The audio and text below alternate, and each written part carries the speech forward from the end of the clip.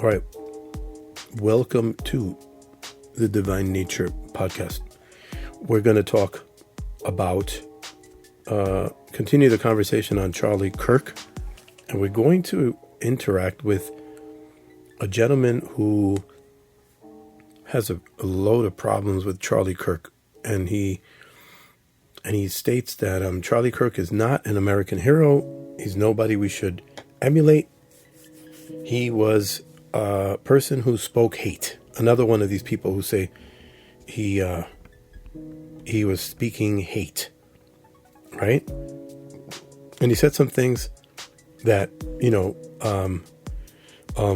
there's certain people, many people disagree with, and then you have many people who agree. So basically, it's a battle of the worldviews. It's a battle of one political side against the other. And I used to follow him moderately and I used to follow him along with Ben Shapiro and a lot of other conservative talking heads. And I said to myself, okay, well, I agree with a lot of this stuff because a lot of this stuff is grounded in a Christian worldview. And so Christians everywhere, at a certain point, maybe almost like 2 years ago, I decided I wasn't going to continue following. I wasn't going to continue following because it sounded more political and conservatism than Christianity, right?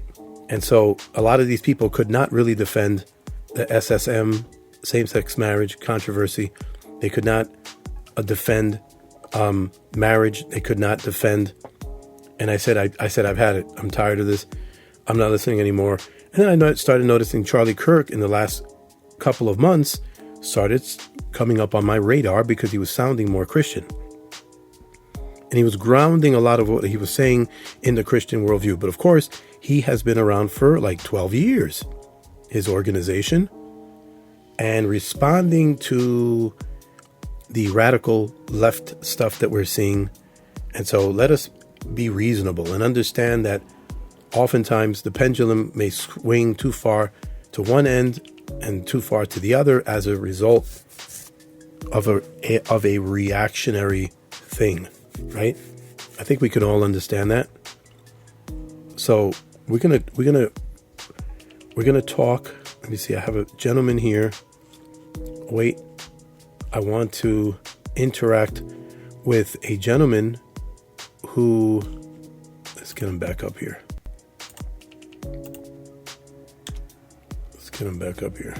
Okay. So there's a gentleman who has an issue, and a lot of people have spoken. He's from his YouTube page is Holy Kool-Aid. He's got 375,000 subscribers, and 12 days ago he did this video stating that you've been lied to about Charlie Kirk. Okay, now that's a one-sided statement, and so it's not very neutral. He's basically saying you've been lied to, and apparently he doesn't seem to have any good things to say about Charlie Kirk. So basically what we're going to do is we're going to interact with his video, and we're going to see if we can answer some of this issue. And again, I say Charlie Kirk was a controversial figure, and he spoke extremely for the right, and he aligned himself with MAGA, and he aligned himself, but not all Christians do. Not all Christians align themselves with far right views. Some of them are more moderate. So, and the same thing with liberals. Liberals aren't all on the left. Some of them align somewhere in the continuum line, and that's why we need to put these things on the table and consider these things. Okay? So I wanted to talk about that, and if I had time, maybe open up a little bit on the doctrine of total depravity, which I felt, needed to be discussed. And it goes along with this conversation because there's an issue that I believe that's inflamed in our culture, and that is the battle of the worldviews and how secularism continues to plummet or increase. And what plummets is a Christian worldview, a Christian ethic, and as it turns out, a lot of our conservative values that are grounded in Christianity.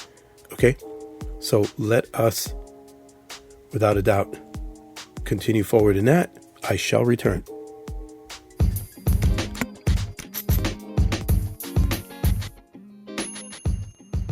Welcome to the Divine Nature Podcast.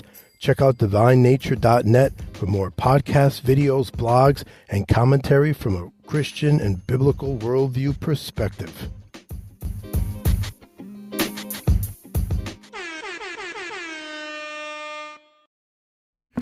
All right, so let's see if we can interact with that video and see if he has some good points or bad points, right? Charlie Kirk isn't perfect. I'm not perfect, right?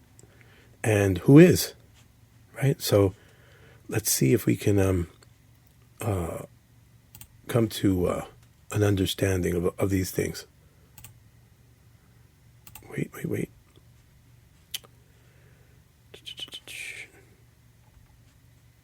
Let's try again. Empathy is a made-up New Age term that does a lot of damage. I think it's worth it. I think it's worth to have a cost of, unfortunately, some gun deaths every single year. This is not going to end well. Charlie Kirk is dead.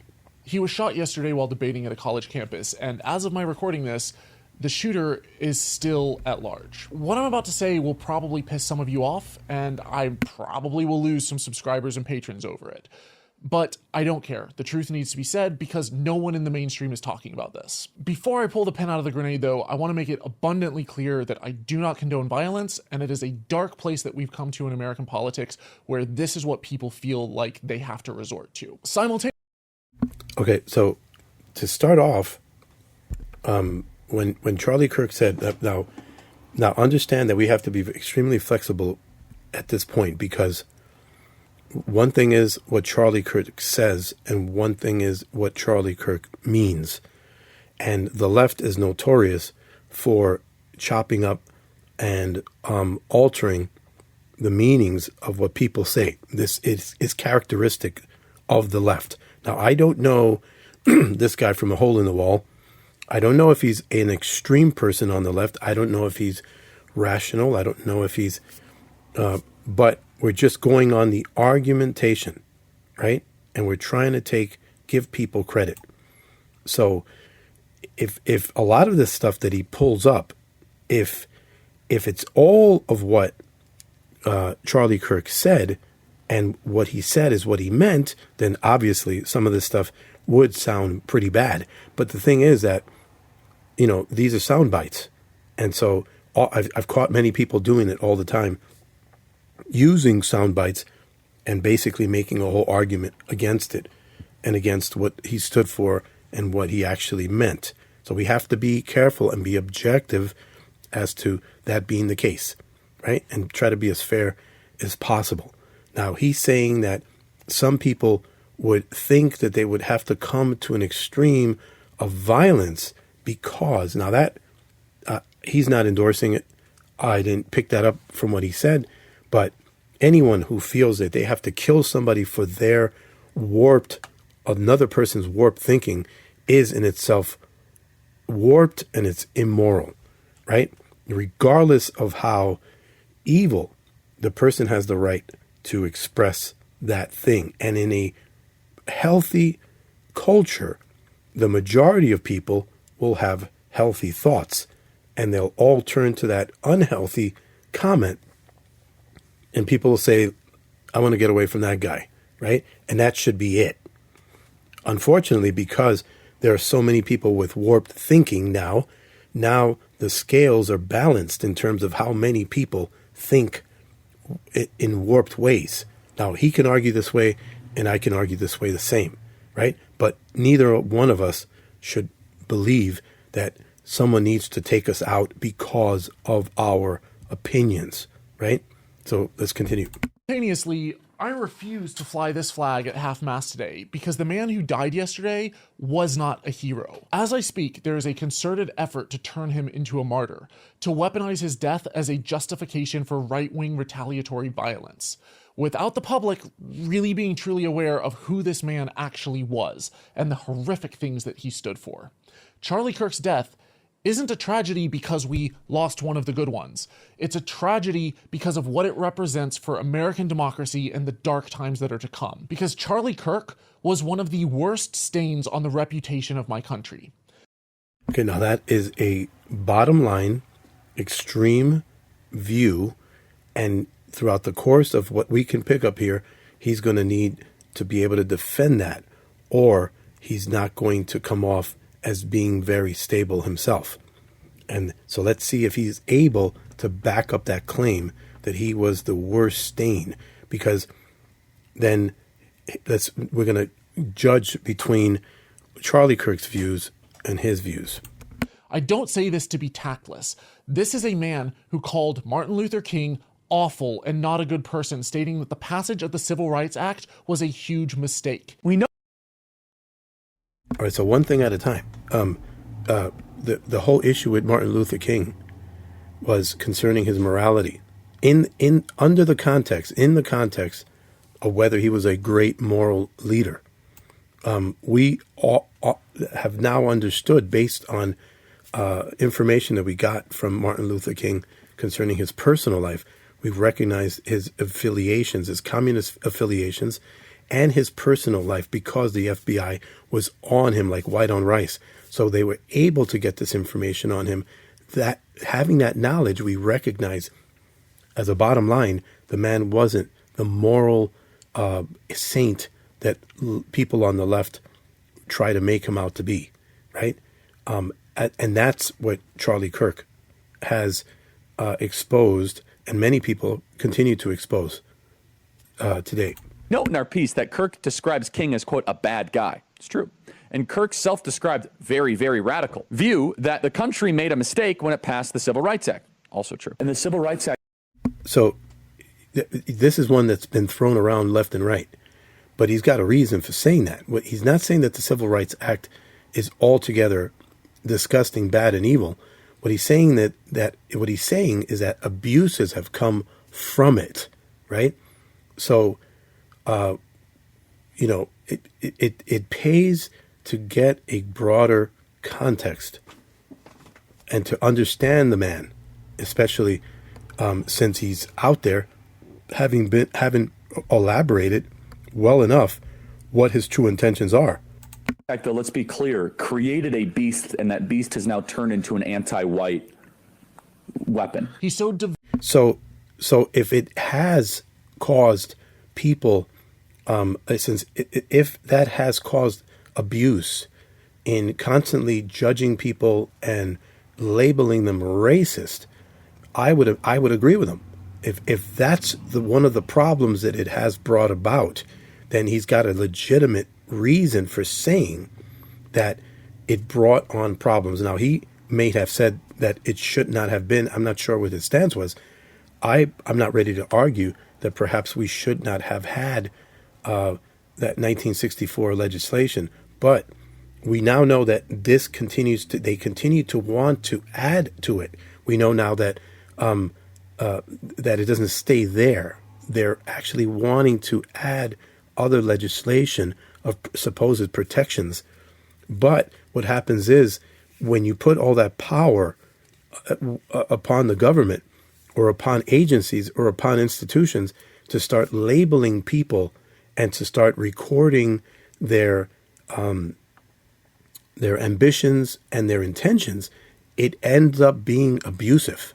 It ends up being abusive because perhaps someone will disagree with a policy, but if now someone is going to, the institutions or the law is going to now label a person as a person who is being racist towards someone or being bigoted towards a people group, now it's that much worse. Okay? Courts have to determine what the motives are for someone doing something, committing a crime, or their issues. It shouldn't be on the whole society to now determine, well, this person did this because they're racist or whatever, and just adding motive, because we know that it's wrong to do these things, but it really adds a monkey wrench into our system. And we have plenty of examples to demonstrate how it's done that in our court systems, right? Especially with regard to the abuse of Christian conscience, okay? Now, the person can either be seen as, well, the lady works in a marriage. He doesn't want to sign on a marriage certificate, and so she's rebelling against her job, right? It's one thing, but now they're going to label her as a bigot simply because she disagrees with the lifestyle. So kick her out of her job for not doing her job, but don't kick her for being a bigot, because bigot just crams on a immoral label on someone. And if the person simply just disagrees but loves their neighbor, well, now you're adding to that, okay? To that by giving them a label of immorality, which is unfair to them, and nobody would want to have that extra label put upon them. You know, like, well, let's let him continue. Vision wherever he went. He promoted conspiracy theory garbage like the Great Replacement Theory, which states that rather than white people being able to live in harmony with other races, minorities are plotting to replace us. So I don't know if this is the case. I don't know if he's going to use some kind of source and let him speak for himself. I don't know if he's going to doctor the comments and edit it just up to the point where he'll say a comment that seems like this is what he's saying. I don't know if if Charlie Kirk actually really meant that, but I would say if I were to say, well, there could be a conspiracy plot to in this whole idea of multiculturalism to try to change the culture. Would I then be as evil as this person is saying that Charlie Kirk is, because he holds to that opinion? If I were to say, yeah, I think all this mass immigration, illegal immigration thing that we're seeing is a plot to change the culture, to de-Christianize our Western our Western values, then he would then call me a racist as well, because even though I'm a person of a minority ethnicity, he would also call me a racist as well. He promoted 2020 election fraud conspiracies so effectively that despite them being repeatedly proven false in court by Trump's own appointed justices, millions of Americans still believe them to this day. During the pandemic, even as Trump's own administration was pumping billions of dollars into Operation Warp Speed, attempting to rapidly create and test a vaccine, rather than taking this emergency as an opportunity to help unite America, he turned on doctors and spread pseudoscientific misinformation and anti-vax conspiracy theories, calling vaccine mandates medical apartheid. Well, every day more and more, this is an opinionated situation, because every day more and more they're saying that the vaccines were used against the American people, and you've got swaths of people, professionals, doctors, researchers, scientists, saying the same thing. So this is a completely colossal debate that continues to this very day. Okay, something that's definitely not going to be settled here and now with his opinion, right? There are people that believe stuff on both sides, and every day more and more information is coming out to the fold of a huge conspiracy concerning,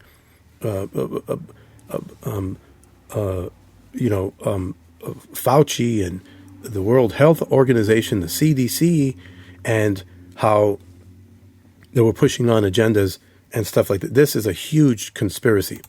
He organized COVID-19 skepticism campaigns on college campuses, which he painted as exercises in critical thinking, but So if he was correct about, let's say, for instance, of which we're not going to settle here, if he was correct concerning a problem with the vaccines, if he was correct about bad faith, okay, or something illegal going on with big pharma and the vaccine and all this stuff, if he was correct on that, why would he not speak on it? Okay, since we have not settled that, right? He's basically just speaking and appealing to people who hold to his same opinion. You know, there are people that feel that there are too many people who feel that there is a conspiracy, that there were lies, that there were bad actors in this thing. And so every day more and more, you got massive people on both sides who are reputable, who are investigating this, and who are professionals deciding on this every day.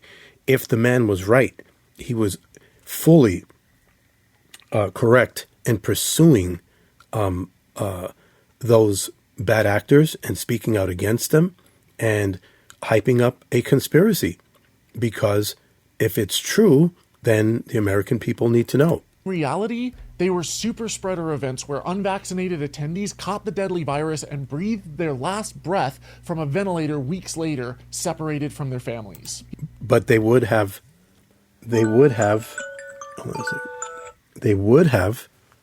died anyway because of the vaccine, right? So we don't know did they die because they didn't protect themselves, or did they die because he sent them out there without protection, right? What is the case? How many people died in totality? The question is, if the vaccines were something wrong, if they were cast upon the American people and people all over the world, then it wasn't the fault, of those who were sounding the alarm of the bad actors. It was the fault of wicked people on high who put us in that predicament in the first place, right? The vaxxers would not have had more information than the non-vaxxers, okay? Especially since many of them have argued that, masks weren't enough to keep people from getting sick. The vaccines themselves were being said that it wasn't enough.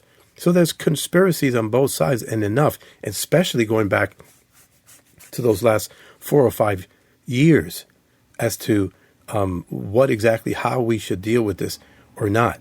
Bottom line, if it was something that was cast upon humanity, then there's bigger fish to fry than people who are out there trying to figure it out or trying to find out who's responsible.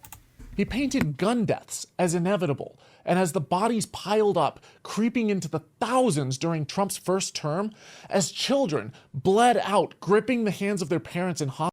So the whole Second Amendment thing, the question is, where's the immorality lie, right? Notwithstanding the ignorance of where it might be, but not protecting your schools and having signs that say this is a non-gun zone, okay, as a neon sign blinking invitation to bad guys to come in with their guns and to cause havoc.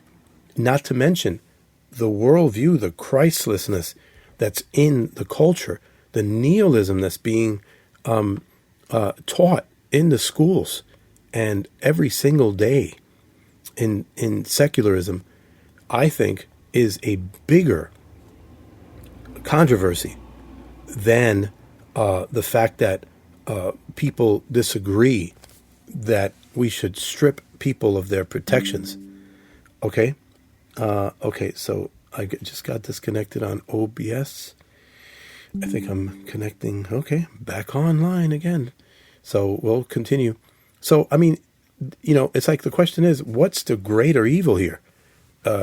not protecting people, not allowing people to protect themselves, while the culture becomes more mentally ill and the increase of mental illness and societal chaos grows, or the fact that this person is going to see the after effects of a worldview that's void in humanity, and they're going to start blaming the same mentally ill, demon-possessed people who are getting their access to guns, right?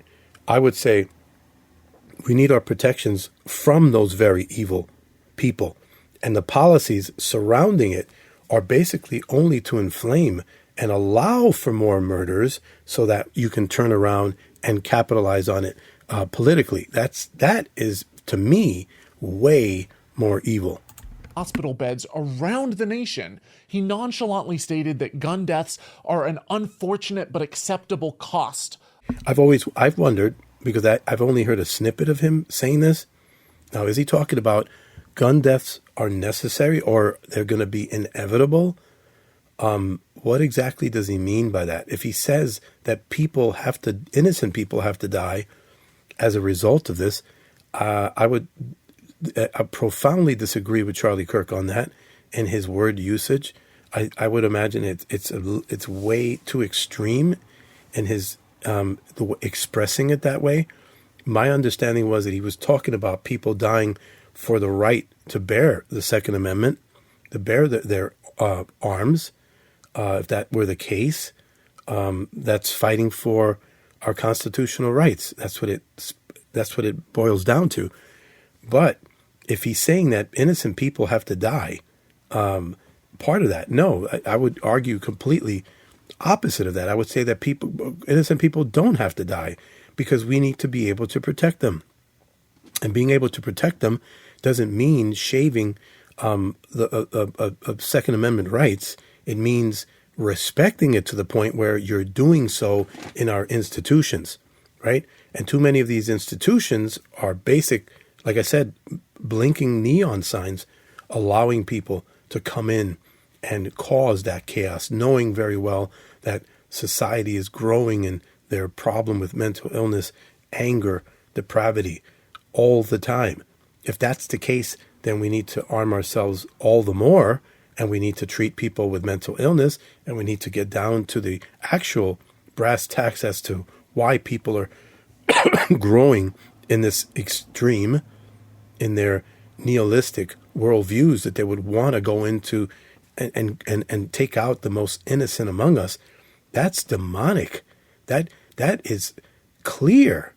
The results of secularism and the ogre that it creates in so many different areas. I often say secularism is an ogre with many, many tentacles, and the tentacles are the symptoms of that disease that we're seeing, and it stems to so many problems in society, but it's because of the lack of God in our society.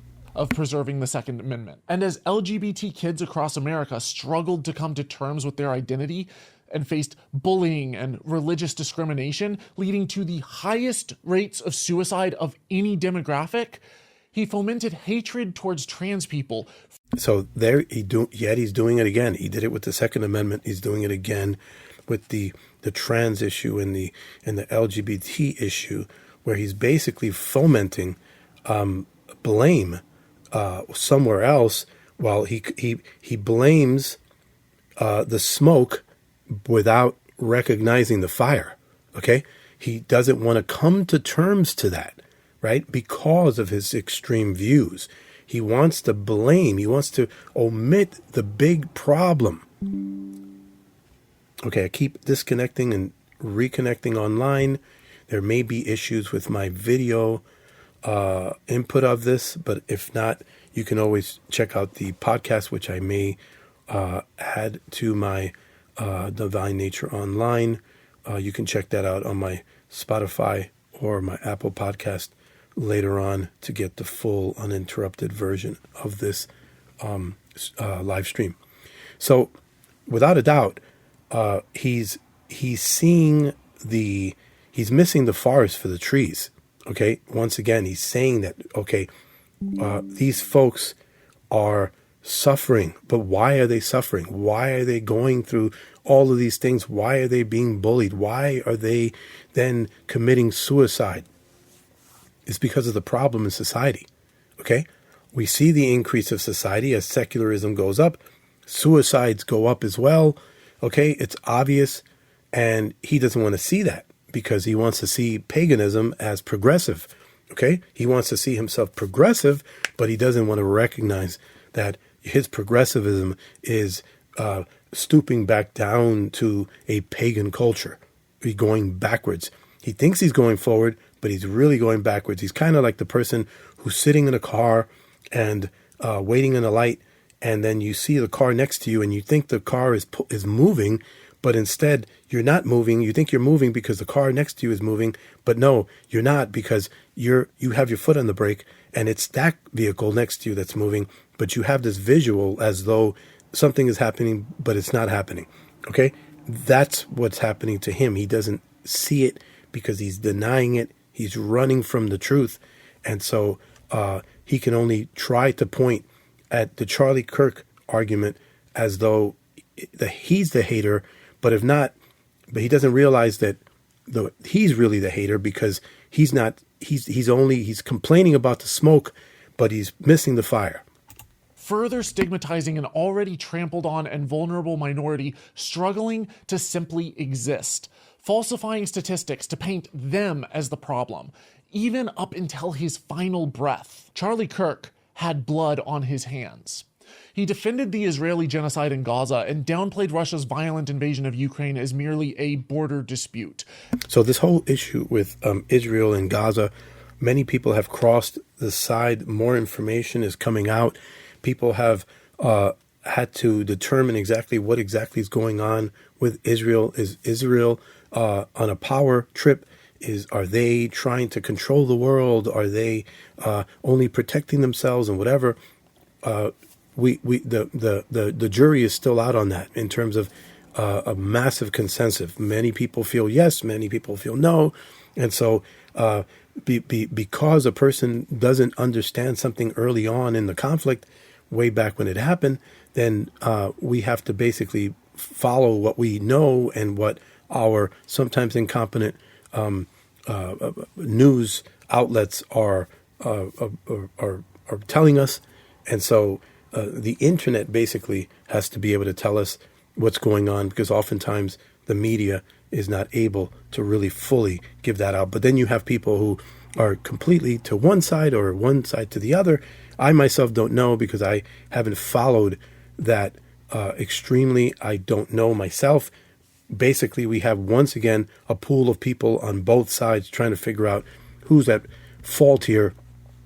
Is it Israel or is it Gaza? Is there genocide going on? Is it purposeful, or is it for the sake of protecting the people and cleansing that area of all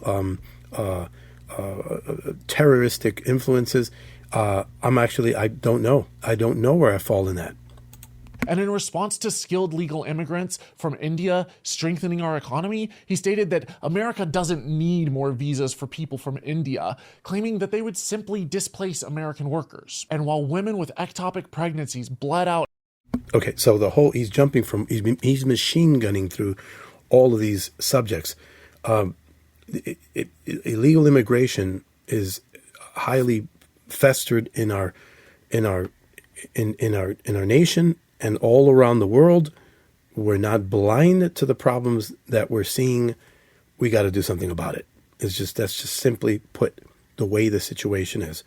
We got to cut it to the curb, cut the nonsense. We see what's happening. We're not blind.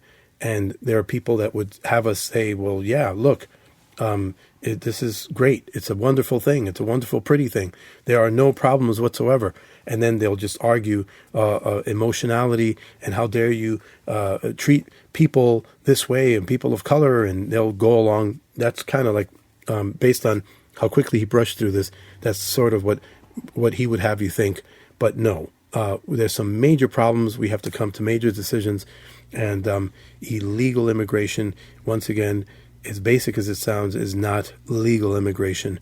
And oftentimes these folks do not want to make that distinction. Out in hospital parking lots because their doctors were terrified of the new legal repercussions of performing life-saving abortions. So he's making it seem like everybody and their mother had ectopic pregnancies when, in fact, there's always a low percentage rate of people who have these problems. And if there are any problems that would be typical of a woman needing that emergency care, based on what the experts say, most of these issues can be solved by extracting the baby early, if that's the case. And ectopic pregnancies themselves are usually high percentage time that the child is already dead because they get stuck in the fallopian tubes. So the fact that he's still using this primitive argument to argue for ectopic pregnancies and problems in pregnancy is actually pretty primitive, and he needs to update his argumentation for his pro-choice stances. Kirk, always the confident fool, touted that abortion was worse than the Holocaust. So you're comparing abortion to the Holocaust? Absolutely, I am. In fact, it's worse. It's worse. Well, by sheer numbers, there's one metric that proves him correct. By what metric is it not? That's what I'd like to hear.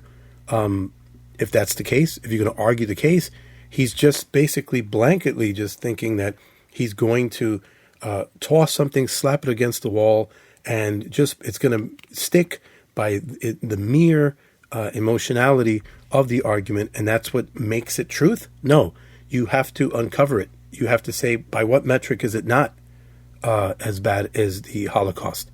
Worse.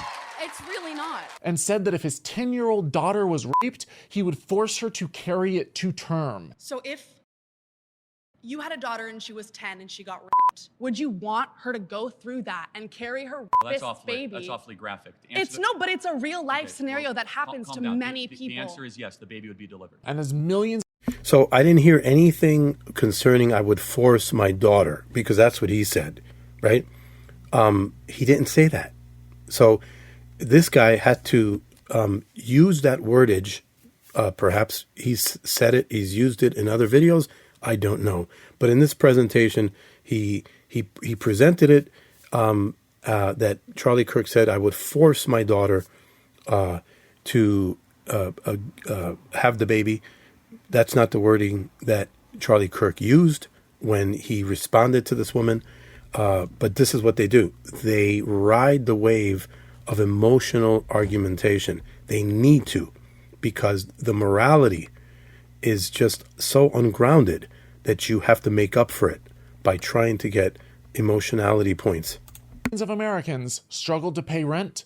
Kirk's solution to the housing crisis was to put more people in prison. I said, honestly, we should be much tougher on crime. We need more people in jail. We need more arrests. America has more prisoners than any country on earth. And so the question on here is like, we're not just grabbing people off the street. Grabbing people off the street. And I don't think Charlie Kirk was endorsing that we just grab people off the street and just toss them in order to save, to enhance the economy. That's not the argument. That's not what he's saying here. Okay? How he unfolds what he's talking about, obviously, it's people who are committing crimes.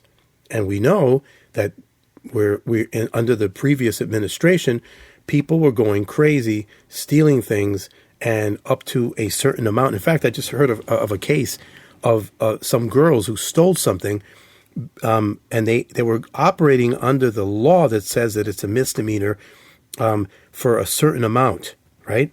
And so they thought that because the stuff that they wanted to steal was 40% off, believe it or not, that they would not fall above that $1,000 requirement, right? They said, well, wait a minute, it was off, 40% off. Could you imagine? They're using their calculators to try to commit evil and being justified in doing that. And this guy is trying to divert the argument somewhere else and making it seem like Charlie Kirk is basically saying this to just swoop people off the street. And one of the highest per capita rates. If you believe that this is the land of the free, I've got a rude awakening for you. But when asked by policymakers what his top recommendation was for the Republican Party, he stated that We do not have enough people in jail in this country. this was a community college dropout influencing top Republican lawmakers. He believed that university was a scam, and the only good reason for women to go to it was to find a husband. I'm Addie, and I'm 14. I'm a freshman in high school. I think there is an argument to bring back the MRS degree. And no, seriously. And just be clear, that's why you're going to college, right? Don't lie to yourself, I'm studying sociology. No, you're not. We know why you're here. And that's okay. I say college is a scam, but if you're going to find your life partner, that's actually a really good reason to go to college. And so, yeah, you could go learn some stuff. That's fine. So the way to argue against what he's saying here is to throw some statistics of how people are getting so many jobs when they graduate with their degrees, and how it's still a good idea to go for college. And maybe there's ways that you can get college loans, that would be the way to argue these things, right? As opposed to just basically criticizing his comments without fully understanding his context behind making those comments, right? And so we see that we got a bunch of young women and young people rushing into college. They're coming out with degrees and stuff they can't find work in, and a lot of women are foregoing their families in order to do this. This is a huge topic, a huge conversation that it's not being presented here. And so it's just a drive-by machine gun, a progressive policy defense without any real context behind it. Fine, I guess, or whatever. Just don't listen to your professors. Charlie Kirk had no formal education in political science or sociology or criminology, and despite the US having a heavily militarized, needlessly violent police force, which already has tragically higher rates of police shooting than any other developed country on earth, Kirk proposed that we get tougher on crime and bring back public executions. So the festering that we see on crime, sure, it is a lot of the local budgets, that the training that's needed, without a doubt, that there is a problem there. But also the sentiment against police officers is part of a social Marxist campaign against the authority of our men in blue, right? And laws, and the culture is warped in seeing this. And so you got the Antifa types, and you've got all these people and all these groups that are totally against authoritarian imagery, right? And so you have this in the culture that's a social Marxist thing that's going on. It's teaching kids in the universities, teaching people to go against authority, go against your parents, go against the judge, go against, all of these authority figures in society. And this is what contributes to all of the chaos that we are having in our culture. Not to mention the fact that people like this actually believe that we should have less police officers, right? As though that is a solution, right? They don't argue, let's train our men in blue better. They're not arguing that way. They're just saying, let's make them disappear. Okay, oftentimes that's what the argument is. That's the counter. And that, I would say, is not something that would fix anything. In fact, I even think that we should bring back, public executions on certain people. No. This was not a champion of free speech. So, public executions, bad wording, okay? When in fact we've had what was called the death penalty, right? The death penalty, we've had it in the past. We've had it in our United States. We still have it in certain states, right? And it's the idea that beyond a shadow of a doubt, a person would create a crime and be charged with a crime that was beyond a shadow of a doubt, and that they can lose their life or forfeit their life if they do incredibly insane and disgusting immorality and against humanity themselves.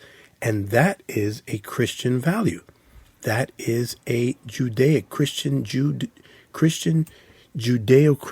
value that had been and is a righteous thing when, like most things, when performed righteously. Today we have many people who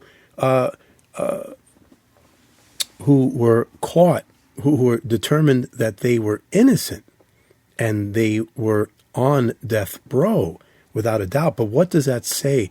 It says about a corrupt system. Okay, we wouldn't want to move forward on something like that unless it was without a shadow of a doubt. Okay, without a system that isn't plagued with so much corruption, right? We wouldn't move forward with it. However, should there be, though, a capital punishment? Absolutely. That doesn't speak against capital punishment itself. It speaks against the corruption that makes capital punishment impossible until it is fixed, right? It's like the same thing with our government. Our government needs to be repaired. We don't speak against our government. We speak for repairing our government and cleansing it of its corruption. But we don't say, well, let's toss it all out. Let's toss the baby out with the bathwater. That's how leftists argue. That's how extreme people on the left argue. That's their mentality. That's their solution. Break it all down, right? Without fully knowing how to repair it. This was one of the most vile mouthpieces of America's dark political underbelly, spewing absolute toxic filth. And yet, he was one of the most influential people in the nation, rubbing shoulders with the president and helping sway an election that's led to the downfall of democracy in the installment of a convicted felon and accused pedophile in the White House. Kirk's organization, Turning Point USA, hired over 1,000 employees who swayed hundreds of thousands of voters. So an accused pedophile. So he can use that, but I can accuse him of secularist immorality in his mind and in his heart, in the grounding of his argumentation. Should I then call him an immoral man? No. Okay? He's an accused. Anybody can accuse you of things unjustly. Has it been determined that he was a pedophile? Where are we on that? Do we have a legitimate grounding to say that that's what he is? Or are we going to fling around accusations, right? Simply because they're accusations, right?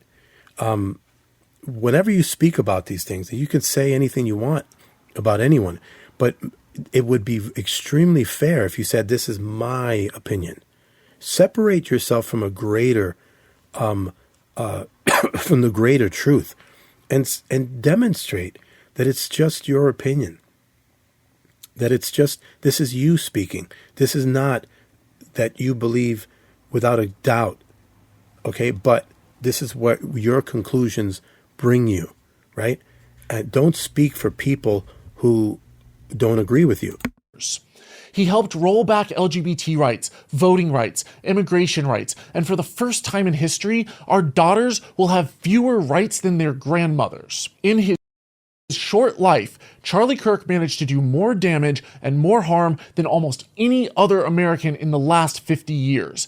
And yet, his death was quickly politicized as a tragedy. Trump announced that he would posthumously give him the Presidential Medal of Freedom, the highest honor a civilian can receive. I'm sorry, but are we all just going to forget the abhorrent way that Trump treated an actual war hero, John McCain, and the way that he responded to his death? Oh, and Trump also declared that the flag should be flown nationwide at half-mast for 4 days. When 2 Democratic legislators in Minnesota were shot, they received callous indifference from the president. There were over 140 school shootings in the U.S. in Trump's first term alone. Do you know how many times he flew the flag at half-mast for them? twice. This is disgraceful. Hundreds, even thousands of firearm deaths are merely unfortunate statistics. So, a lot of the stuff that he's bringing up is kind of, circumstantial or just, what should he, every time someone dies to a mass shooter, should he raise the flag? I don't know. I'm not sure. Maybe he should. Maybe he shouldn't. I have no. Should he have made that big a deal about Charlie Kirk? I don't know. I don't have an opinion on that. That's basically just him, right? I don't think a lot of conservatives actually they may appreciate something, but are they weighing this against that against this? Are they? But all I know is that where's the basis of your argumentation? Okay, if you're going to argue that we should have paid more attention to those people who died because of poor policies that and a poor worldview that you argue for, then perhaps you may not want to acknowledge, or do something to bring about a mixed messaging that would state that, this actually empowers your argument more so, right? But I don't know. That's a completely, totally individualistic thing on his part to do or not to do. I personally believe that people like Jimmy Kimmel and people got fired for what they're saying and what they believe, and I don't believe they should have been. I don't believe Charlie Kirk would have accepted people getting fired because they had comments or because they acted like a fool on internet. They shouldn't. They have a right to their free speech, regardless of how depraved it is. Like I said before, in prior times, there were less depraved people in the culture.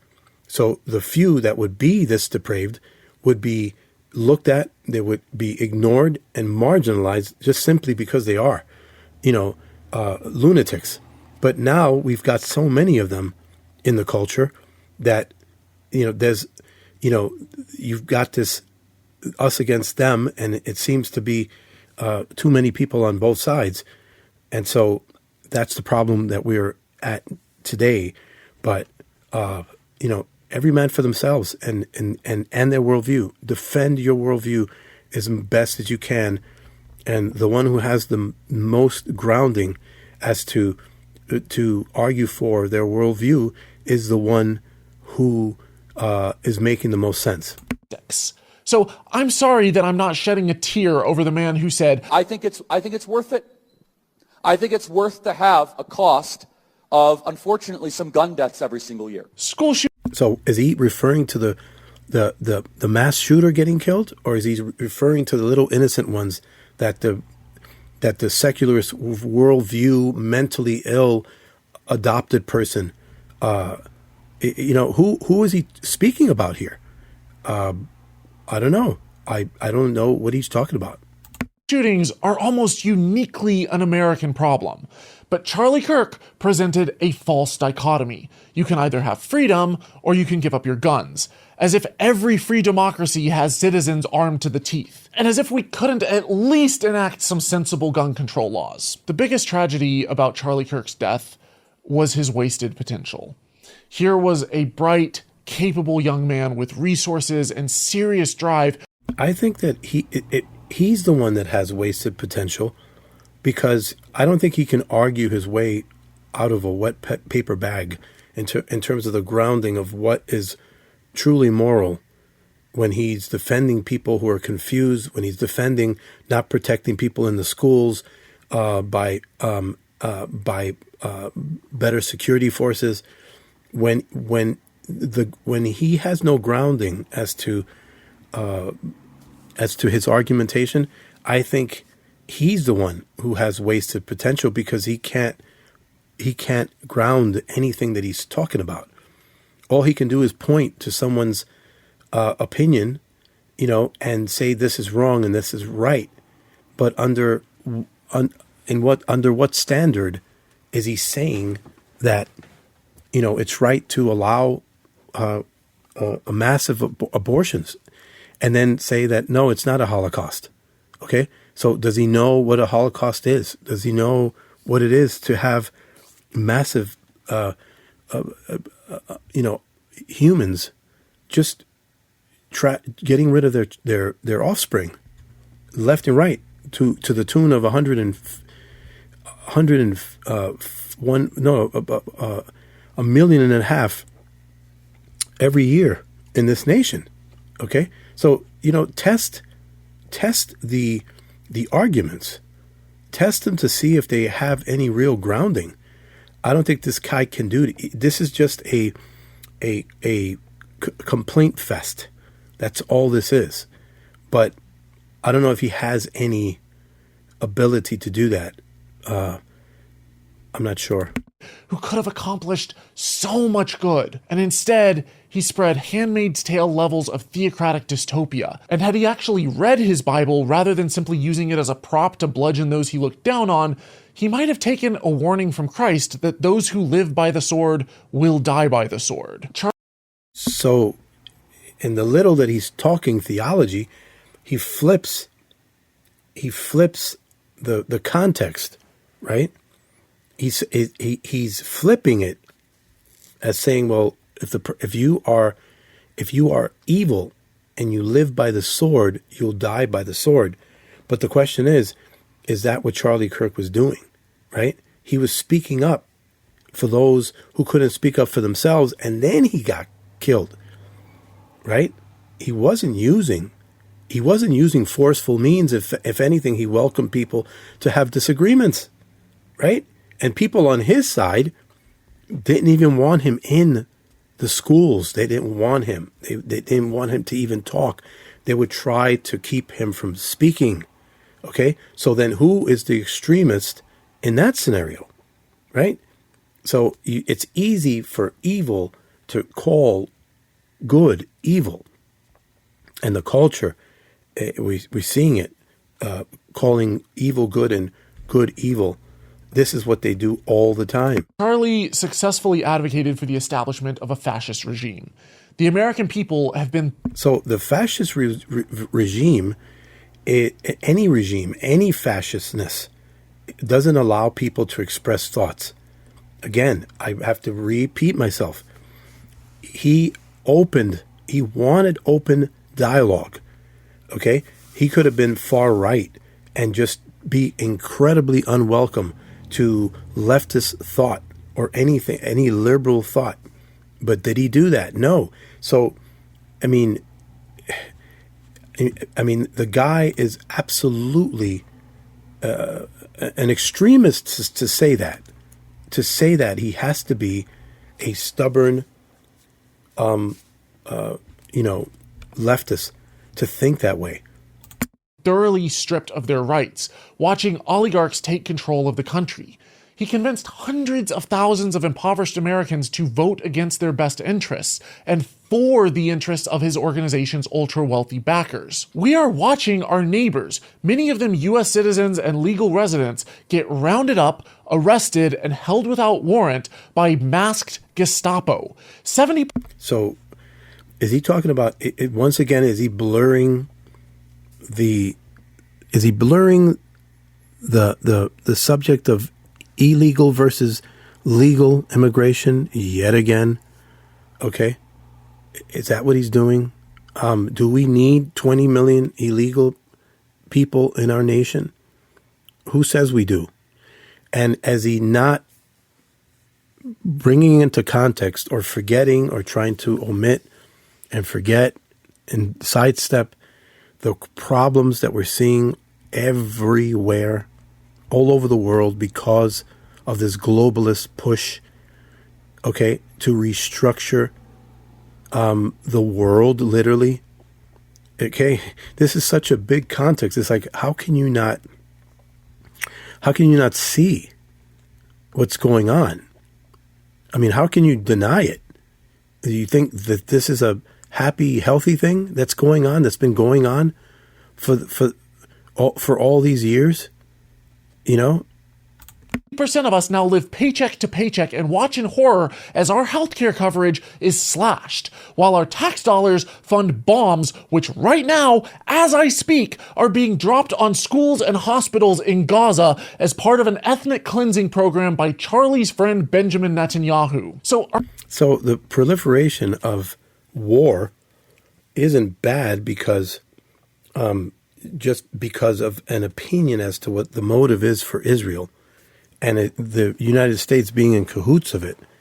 It's bad because it's if it doesn't take into context our problems here at home, then without a doubt, I would agree, right? We would all agree that we have to take care of our issues here at home first, right? But as far as whether we all agree that, Israel is the big bad wolf and the U.S. is complicit, I'm not sure if we've all reached a consensus as to whether that's the case or not. We've got people on both sides arguing this case. I have to stay neutral because I myself do not know. Are we really surprised that when desperate people helplessly watching their freedoms erode and their very nation descend into a totalitarian theocracy, that there would be Totalitarian theocracy. Is that an exaggeration, or did he just fall down the stairs? Where do you see? Okay, so we're seeing the effects of massive secularization. We're seeing people thinking that there are genders that they are not, and skipping science and human biology. Okay, we're seeing people trying to destroy the most innocent among us in their schools and their safe havens, and yet this person is saying that we're seeing a theocracy. Okay, is this religion or anti-religion that we're seeing the effects of? So talk about warped thinking and backwards thinking. Lack of common sense. Backlash, and somehow people are shocked by his specific death. For decades, despite school shooting after school shooting, Republicans completely turned a blind eye and didn't give a flying shit about the deaths of innocent kids. Again, he revisits the argumentation, but he forgets, right, the reason why there are so many increased psychos, okay, in the culture. Why are there so many psychos in the culture? It's because of his worldview. It's because of the void in his worldview and the growth of these things in a secularist society, the nihilism, the increased suicide, the aggression, the bullying, the confusion, all of that. That's all on him. That's not on any worldview that says love your neighbor, love your God, love your neighbor, care for your enemies.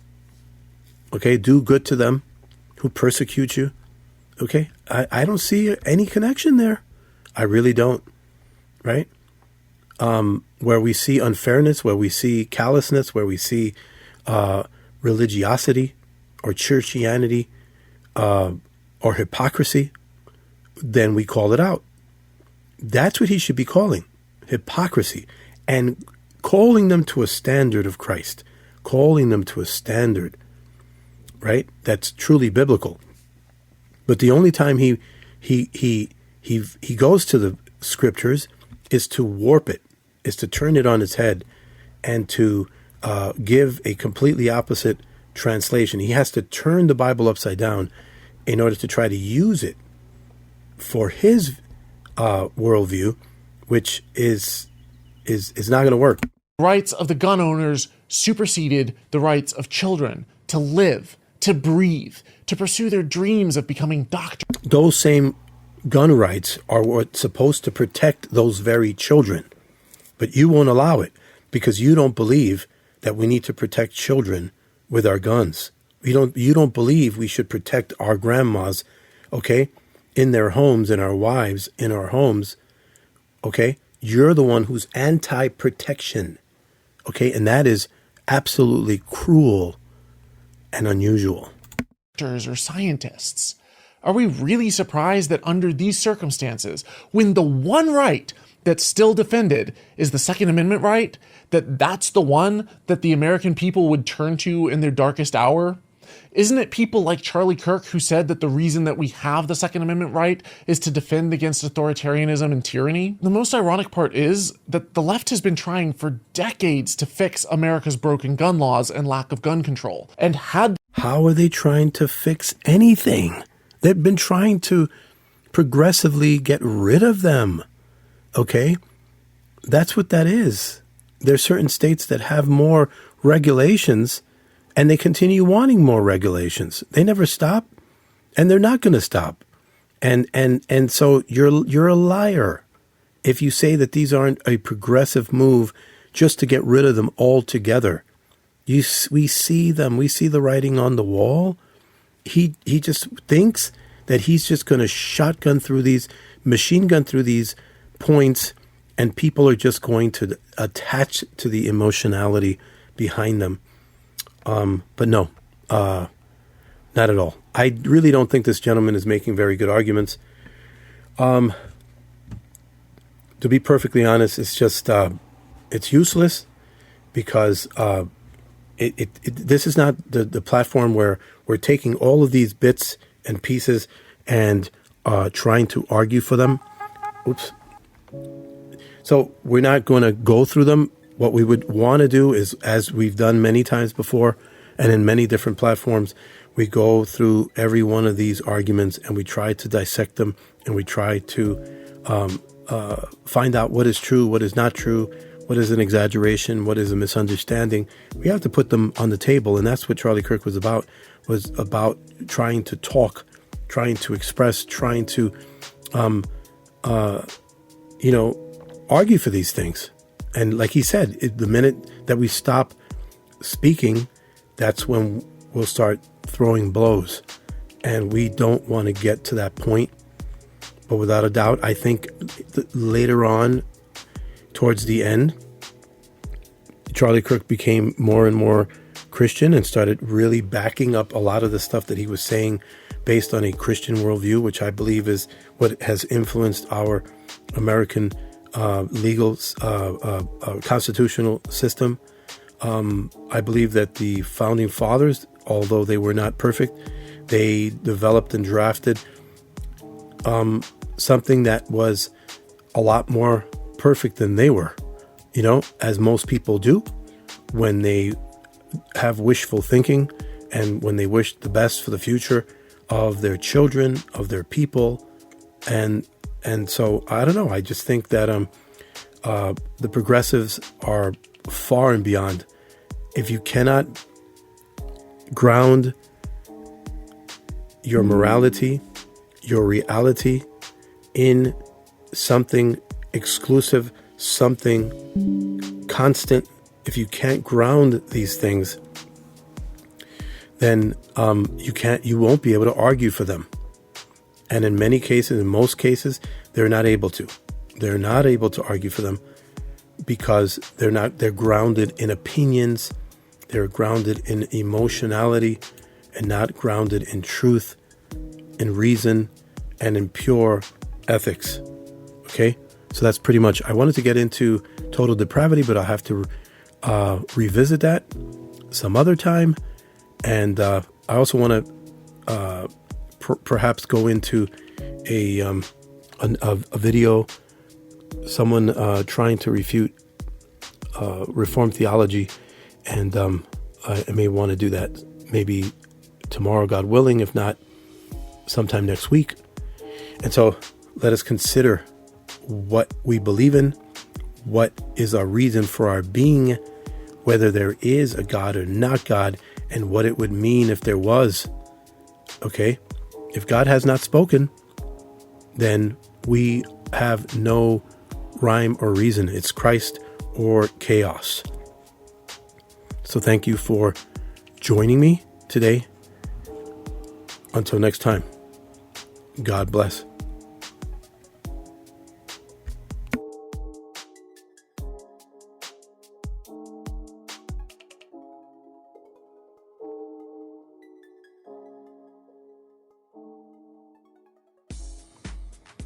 All right, you're listening to the Divine Nature Podcast, a blog and cultural commentary ministry dedicated to declare the gospel of Jesus Christ, to reach out to those who have ears to hear by the power of the Holy Spirit. Check out divinenature.net for updates on blogs, videos, and more podcasts. And don't forget to share if you care. Until next time, God bless.